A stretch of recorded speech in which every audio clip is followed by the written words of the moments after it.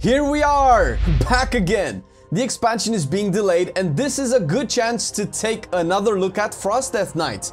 Last video we didn't get to check some of the new borrowed power in Shadowlands, and with some testing done in the meantime, we have a better idea of how two-handers will perform versus dual wielding. You're curious, right? I know you are, and I won't keep the suspense levels high too long, so let's go!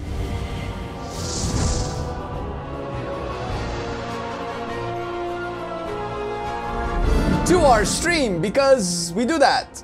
Yeah, we stream at twitch.tv/MarcelianOnline 5 days a week, getting footage for the videos you are watching on our YouTube. We do raids and dungeons with you, dear viewer, especially on beta, so hop on, leave a follow, you know, the good stuff. But back to our Frost DK. There has been some unpruning with the Death Knights in general, which we covered in our first video. Some noteworthy abilities to still mention will make a difference in how well you will be perceived by a group. Anti-magic zone is still the biggest change Death Knights got back to secure them a unique spot in a group. The 20% magic damage reduction to everyone inside gets better and better the more people are in, hence raids will often want a Death Knight just for this. Another interesting unpruned ability which became more impactful is Death and Decay. Baseline, this is pretty shit, but it will scale higher with more targets since it seems, damage-wise at least, to be very rune efficient. Mostly, you will want to use this in dungeons or with a specific covenant, which we will check in a bit. One thing I found a lot more success with after testing it in Mythic Keys is the Raise Dead and Sacrificial Pact combo. This can end up in quite a bit of healing and even more decent AoE damage. It's good that Raise Dead is off the GCD, and at the very least, we want to battle against the GCD there. Yes. Other than this, it's pretty much similar to our last video. One addition is that Lichborn, which is also baseline, can be turned into a damage reduction cooldown with a specific conduit. Also, more on that in a bit. But all is not lost yet. Might of the Frozen Wastes is back, and this time it made two-handed Frost DK pump some serious damage. It increases the chance to proc a killing machine and increases the damage Obliterate does when swinging with a two-hander by 35%. The sims for the multiple playstyles this opens are fairly close. Dual wielding still seems to pull a bit ahead, but not by much.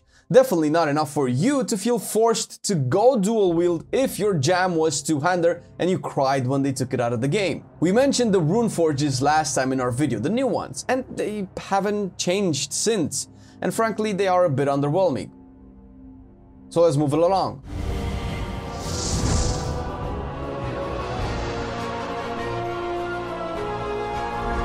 Here we go. The Covenant abilities changed a bit since last time we take a look at them. The Kyrian, Shackle the Unworthy, is a new beast, potentially one of the best, although with the recent nerf it's a little bit unclear. Still, a 1-minute cooldown that does arcane damage and provides a 5% damage reduction. The plus side is that now, instead of reducing its cooldown, rune spinning abilities will have a 50% chance to spread it to a nearby target. The spread applies the full 14-second duration debuff, and it cannot spread to a target that was already affected prior to do this. This propels it pretty high up the list for Frost, although it's, like I said, it's still unclear. They're changing Covenant damage every week. The Maldraxxus one has changed as well. Abomination Limb now pulls targets one at a time with a 4-second cooldown per target, so you don't spam it in single target. A buff to it is that the first time it pulls a target, you get Rhyme. This makes it interact with the rotation a bit. The AoE damage is still decent-ish, but outside the Rhyme proc and utility, it's just a bit of damage every 2 minutes, which really makes it appealing still for the utility. Still my go-to for DK Covenant, for sure. I'm not a fairy. Speaking of, moving to the Night Fae,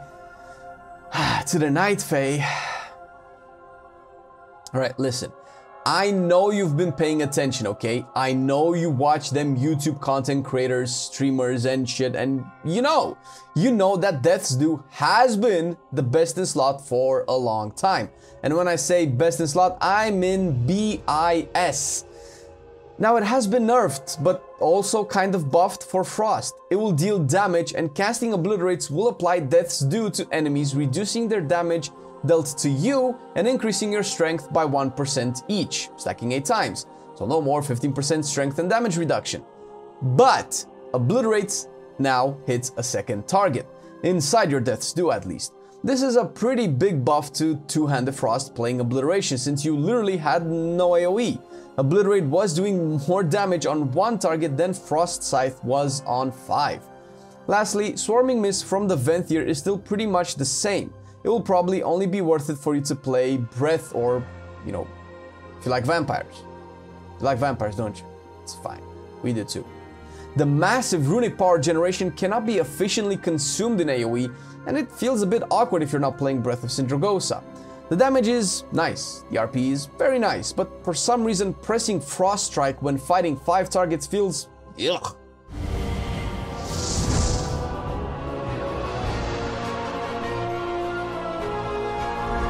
Talents still remain the same. There are still some issues with Hypothermic Presence, which affected the rune cost of Obliterate somehow, though through a bug. Doesn't seem to be as bad as before, but as the new talent on the block, it's still incredibly underwhelming. No real other changes happening here, which is probably the issue. There are currently 2 builds being tested right now. Obliteration, which seems to pull ahead in single target, and Breath of Sindragosa, which, personally, is the only fun way to play Frost unless you go Night Fae and play Obliteration for the cleave. All in all, Frost got a bit of a leg up since BFA, talent-wise, but minuscule changes compared to other classes. Wish they did something with Ice Cap still. Keep holding to the hope that they integrate Frostwhelp Indignation, the Azurite trait, into it. Eventually. Maybe 9.1. Who knows?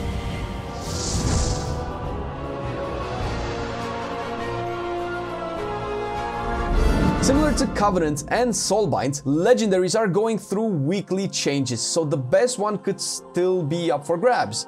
Since in our initial video we didn't have the chance to check these out, let's look at what Frost gets, specific to its specialization. Absolute Zero is a simple one that reduces the cooldown of Frostworm's Fury. Frostworm's Fury being baseline is still one of the coolest things Frost Death Knights have, and casting it twice as much is a much needed yes! The freeze bit is a nice utility, can be used to control and kite mobs in dungeons, adds in raids, and let's not get started with PvP. I'm sorry, Red, but more root for Frost DKs. Moving towards Biting Cold, we see a similar mechanic return from the BFA Azurite trait Frozen Tempest. The damage to Remorseless Winter is increased by a flat 15% as opposed to a scaling number, and if it hits 3 targets, you gain Rime. Rime only procs once though, but still pretty good. Nothing new though. To further add to the love of big-ass obliterates, Koltira's Favor increases the damage by 5% up to the skill and makes it have a 12% chance to refund 2 runes. Damage numbers aside, which just recently got nerfed, it scales better with two-handers, clearly, and it just solidifies the Obliterate build once again. This design does imply that it should be used with Obliteration the talent, but it all depends on the damage profile you want to have in the end. Lastly, another Obliterate amp, Rage of the Frozen Champion, makes Obliterate have a 10% increased chance to trigger Rime, and Howling Blast will generate 8 runic power when consuming Rime. This alters the playstyle a bit and could definitely change the priority a bit, although now that I think about it, consuming Rime is always prio, so the RP generation will just add a twist to the rotation, I guess. That's usually what legendaries should do instead of just more damage to ability X. Now, with that being said, as of recording this video, the legendaries have been nerfed in the middle of our research, and Blizzard also released a blue post that they will be buffing legendaries since they've been nerfing them too much and they want them to overall have more power that they give to characters. So take all of these numbers with a grain of salt.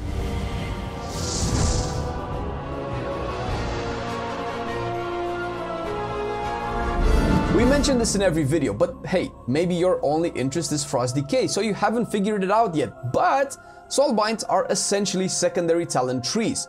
Shitty talent trees, but still bonuses are bonuses, and 1 or 2 of them can be really good. A recent beta build changed it so now you only have access to 2 maximum potency conduits regardless of the path you take it to build your Frost DK. For instance, the most vanilla first one you encounter is Pelagos from the Kyrian. The 2 main damage traits are Let Go of the Past, which boosts your versatility, and Combat Meditation that boosts mastery.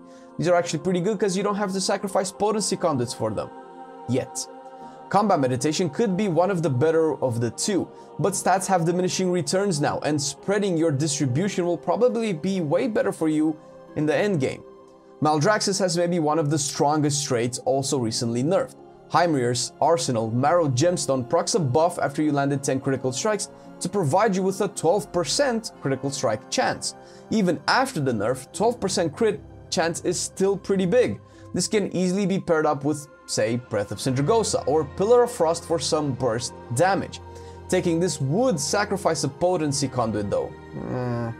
Night Fae, which might end up being the go-to for a lot of people, has more utility-based options, but some stand out. The issue is with the nerf to the number of Potency Conduits, as with everything. For instance, instead of taking First Strike from Corraine, which is another crit amp, to funnel your initial burst, you might be forced to go with Face Your Foes for some damage reduction. At the end of the day, both have their uses. It's just that we got used to maximizing DPS output, and not being able to do so feels kind of limiting. That can be good still though, for some creative builds. Same thing applies to Venthyr. Take Nadia as an example. You'll have to choose between familiar predicaments and an extra Potency Conduit, which in all fairness might be best for the PvP since most CCs that happen in PvE can be broken by a Death Knight, or sacrifice one Potency Conduit and get Dauntless Duelist. This will give you 4% extra damage on your main target until it dies, then you switch around. 4% damage is solid, it's stable, it's not RNG. Is it fun though? Not really. But what are these Potency Conduits anyway? Well, you can think of them as Azerite in the way they give you power and alter your playstyle, or talents, which might be a bit more accurate, or at least what we would like to believe, because fuck Azerite.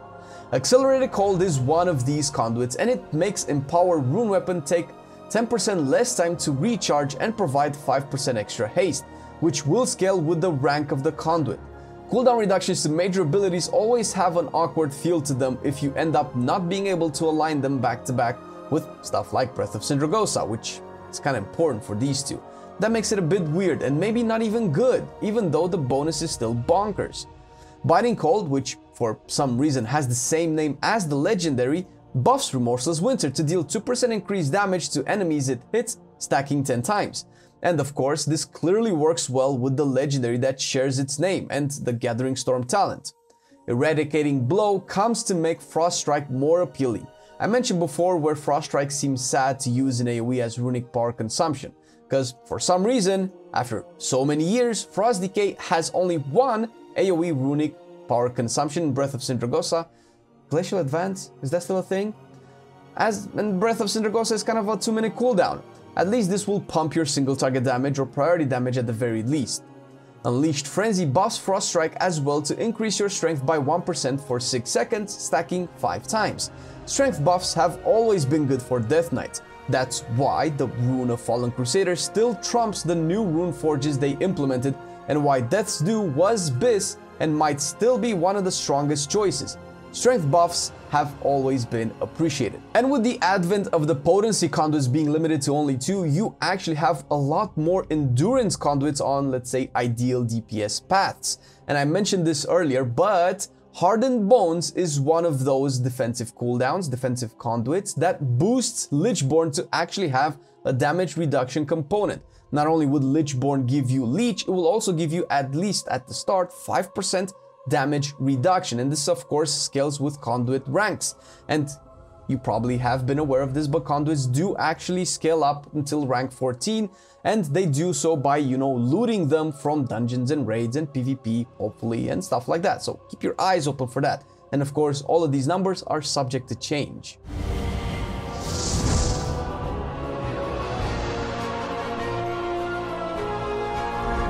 Frost DK is good in its performance. There are currently 2 builds when it comes with the talents that you can play with Obliteration taking the cake in single target and Breath of Sindragosa in AoE.